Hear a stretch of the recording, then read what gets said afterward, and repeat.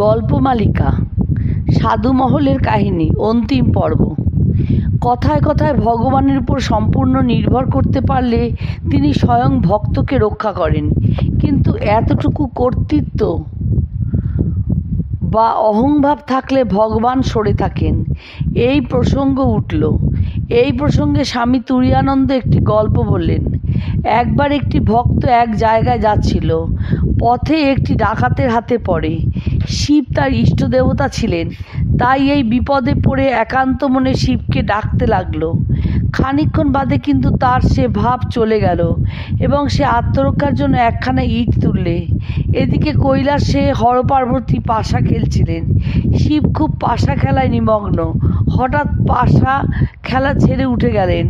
পার্বতী কিছু বুঝতে না পেরে ভাবছেন।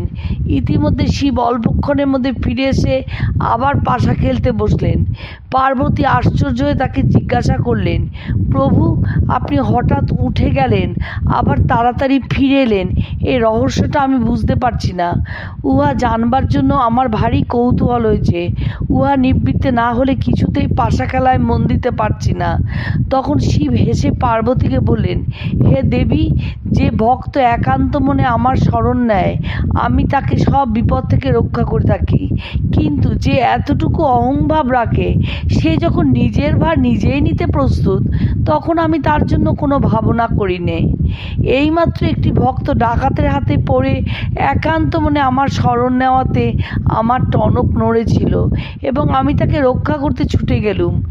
গিয়ে কিন্তু দেখি সে আত্মরক্ষার জন্য ইট হাতে করেছে, তাই আর আমার সেখানে থাকবার দরকার হলো না। বুঝলে তো, এতটুকু অহংভাব থাকলে চলবে না। ভক্তেরা বলেন, ভগবান দীননাথ, দীনবন্ধু, দুর্বলের সহায়, কিন্তু দীন হওয়া বড় কঠিন। ঠাকুর এক ম্যাথরানির গল্প বলতেন। এক ম্যাথরানির কিছু গহনা হয়েছিল। সে সেই গহনা পরে লোকের সামনে দিয়ে যখন যেত, তখন বলে যেত, সরে যা, সরে যা, আমায় ছুঁসনি। ভক্তের দীনতা আলাদা জিনিস। সাংসারিক হিসাবে সে খুব উচ্চ পদ গৌরবের অধিকারী হলেও নিজেকে তৃণের চেয়েও নীচ বলে মনে করে। ভক্তেরা আর এক কথা বলেন যে, তিনি আমাদের হাত ধরে চালান। কথাটা তোমরা কবির কল্পনা বলে মনে করো না।